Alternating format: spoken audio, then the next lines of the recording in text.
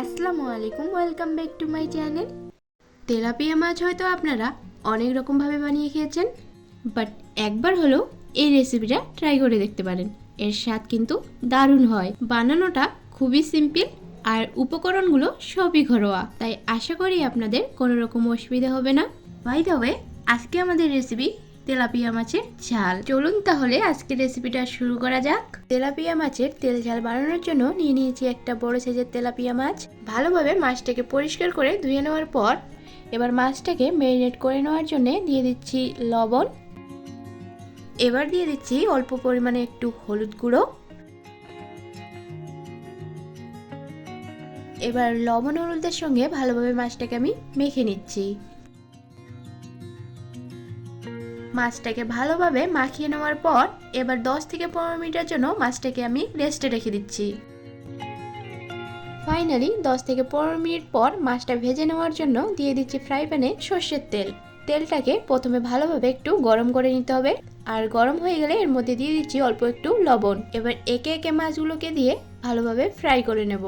আচ্ছা, ছোট্ট একটা টিপস, এই রেসিপির জন্য মাছগুলোকে আপনাদের একটু কড়া করে ভাজতে হবে, তাহলে কিন্তু মাছটা খেতে ভীষণ ভালো লাগবে। আশা করছি আপনারা দেখে বুঝতে পারছেন এটাকে আমি কতটা ঠিক ফ্রাই করেছি। এবার এই মাছটাকে ভালোভাবে ফ্রাই করা হয়ে গেলে একটা প্লেটের মধ্যে তুলে রাখছি। এবার বাকি যে এক টুকরো মাছ ছিল সেটাকেও ঠিক একইভাবে ভেজে নেব।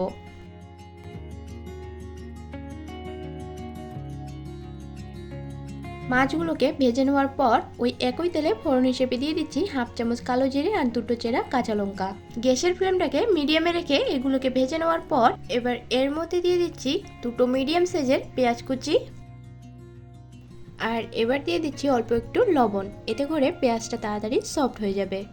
লবণ দিয়ে পেঁয়াজটাকে 1 মিনিট হালকা করে ভেজে নিচ্ছি, আর তারপর এর মধ্যে দিয়ে দিচ্ছি 1 চামচ রসুন বাটা। এবার পেঁয়াজ আর রসুনটাকে খুব ভালোভাবে লো টু মিডিয়াম আঁচে একটুখানি ভেজে নেব। এখানে আমি একটা ছোট সাইজের টমেটো এইভাবে কুচি করে কেটে নিয়েছি, সেটাকে দিয়ে ভালোভাবে 2 মিনিট আরও একটু ভেজে নেব। 2 মিনিটের মতো পেঁয়াজ আর টমেটোটাকে ভেজে নেওয়ার পর এবার এক এক করে গুঁড়ো মশলাগুলোকে মিশিয়ে দেব। দিয়ে দিচ্ছি হাফ চামচ হলুদ গুঁড়ো, আর সাথে দিয়ে দিচ্ছি হাফ চামচ জিরে গুঁড়ো, আর এবার দিয়ে দিচ্ছি ভালো কালার আসার জন্য হাফ চামচ কাশ্মীরি লঙ্কার গুঁড়ো, আর সাথে দিয়ে দিচ্ছি স্বাদ অনুযায়ী লবণ। এবার মশলার সঙ্গে ভালোভাবে পেঁয়াজ আর টমেটোটাকে মিশিয়ে নিচ্ছি।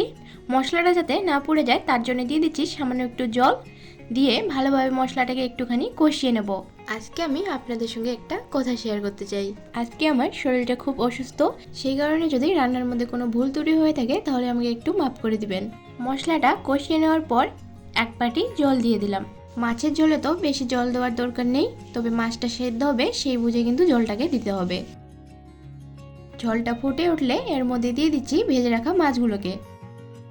এখানে আমি 4টে কাঁচা লঙ্কা চিড়ে নিয়েছি, সেটাকে এর মধ্যে দিয়ে দিচ্ছি। এবার ঢাকনা দিয়ে 5 মিনিট লো ফ্লেমে রান্না করে নেব, যাতে করে মাছটা ভালোভাবে সেদ্ধ হয়ে যায়।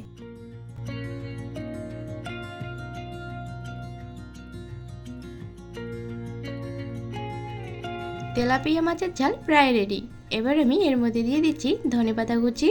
ধনেপাতা কুচি দিয়ে একটুখানি মিশিয়ে নিচ্ছি। এবার গ্যাসের ফ্লেমটাকে অফ করে দিয়ে ঢাকনা দিয়ে কিছুক্ষণ দমে রাখার পর এটাকে আমি সার্ভ করব। তেলাপিয়া মাছের ঝাল একদম রেডি। গরম গরম ভাতের সাথে যদি এরকম একটা তেল ঝাল মাছের রেসিপি থাকে তাহলে আর কি লাগবে।